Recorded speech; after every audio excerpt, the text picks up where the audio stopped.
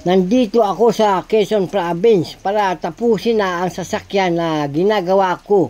Bumalik lang kasi ako sa Manila, may dapat lang akong asikasuhin.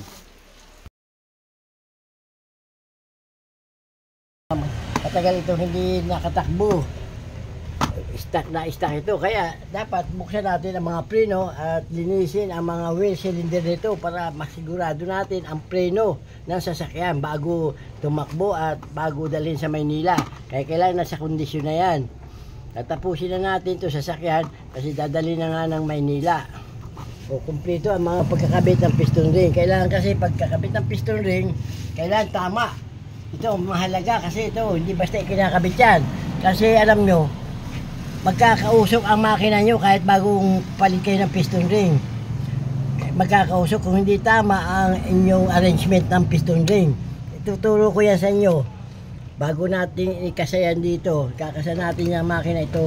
Ituturo ko sa inyo lahat. Patapos ang pagkakabit pati nitong connecting rod bearing. O, makikita nyo na ito ay standard. Standard ang nakalagay. Nandiyan nakalagay yan eh. Standard. Pag sinabing standard, ay ibig sabihin, ang makina ay hindi pa nadaan sa machine shop. Kasi ang ikakabit ito sa crankshaft, sa sigunyal eh. Ibig sabihin, hindi pa siya nadaan sa machine shop. Parang lumalabas na bago pa ang iyong makina. Hindi pa talaga gastado. Kasi kung ito, hindi na standard, kukuha ka ng 0.25 na bearing para ikakasama mo dito. Kasi nabawasan na yan. Ibig sabihin, nabawasan na yung sigunyal nyo. Kaya kukuha kayo ng 0.25. Ganun po yan. Kaya papakita ko sa inyo talagang maganda ang sasakyan. Ang traditional jeep kaysa modern jeep. Mas maganda. Diyan ko ngayon ipapaliwanag kung bakit hindi dapat i-phase out ang traditional jeep. Ipapakita ko sa inyo ang makina kung paano magiging bago pa rin yan. Kasi kapag yan ay nabago mo na, napalitan mo ng piston, napalitan mo na cylinder head, at napalitan mo na na bago mo ang injection pump. Tingnan mo kung may makita ka dyang usok, maganda na ang makina mo. Parang bago na yan. O bakit tayo bibili pa ng modern jeep? Ay tingnan nyo ito. Napakadaling kumuha ng pyesa. Madali ang bumili ng pyesa pag traditional jeep. Madali kang makakabili ng mga pyesa. Modern jeep, dyan tayo. Subukan mong masira yan. Ngayon, hindi pa nasisira kasi bago pa. Pero pag nasira yan, tandaan nyo, wala kayong mabibiling pyesa kaagad yan. Bibili pa kayo, o-orderin pa yan sa China. Kasi gawan China yan eh. O-orderin, di paano ngayon kung matakbo yan. Di naabala yung driver, naabala yung operator, kung sino yung operator na yan, walang kikitain dahil o-orderin pa yung pyesa eh. Dahil bakit ko nasasabi? Dahil yung aking anak, may sasakyang kotse, ha? Minsan nasira yan. Wala akong mabiling pyesa. Inikot ko na ang bilihan ng pyesa sa Maynila, pero wala akong mabili. Hindi ko na sasabihin kung anong brand yan kasi makasira tayo. Pero sinasabi ko sa inyo, gawan China. Gawan China. Walang mabiling pyesa. Ito naman tayo sa bearing. Pag magre-repack ka ng bearing, dapat huwag basta grasa. Dapat high temperature na grasa.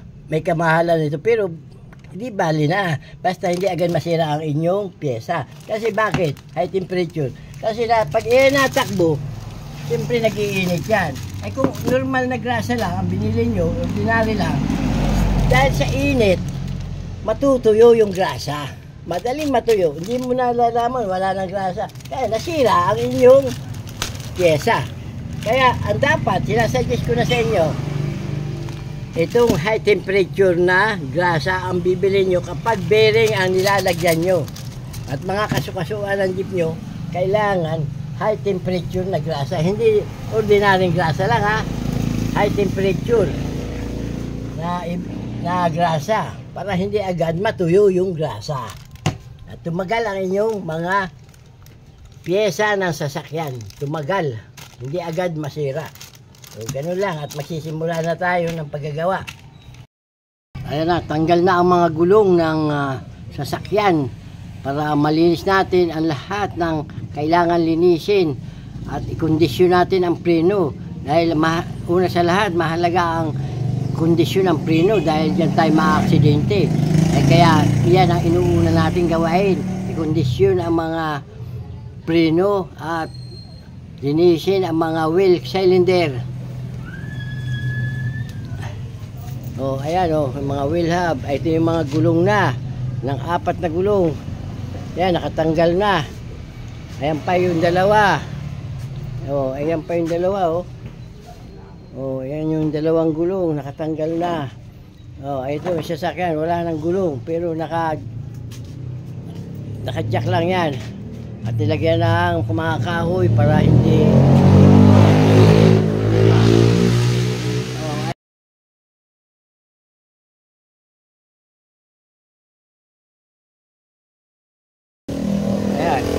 kabilang gulong naman, ito, tanggal na rin lahat. Ayan, ang sasakyan, ikot tayo. Ikot. Tanggal na rin dito, lahat. Lahat ng gulong, tanggal na. At ikukondisyon na ang mga preno ng lahat ng gulong para pagtakbo, di wala tayong problema. Kailangan talaga yan. Siguraduhin mo ang preno, nakakondisyon lahat. Ito yung kaliwang gulong, ito na, tanggal na rin. At inaayos ko yung mga wheel hub, tapos mga preno ng wheel cap ay kinukondisyon.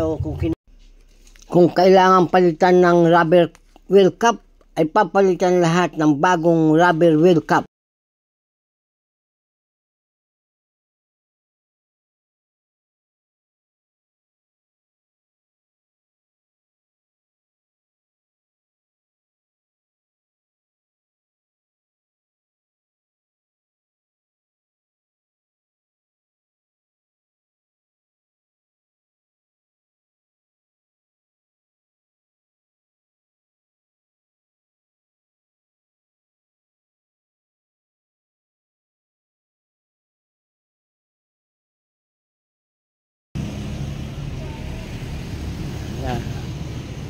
Ayan.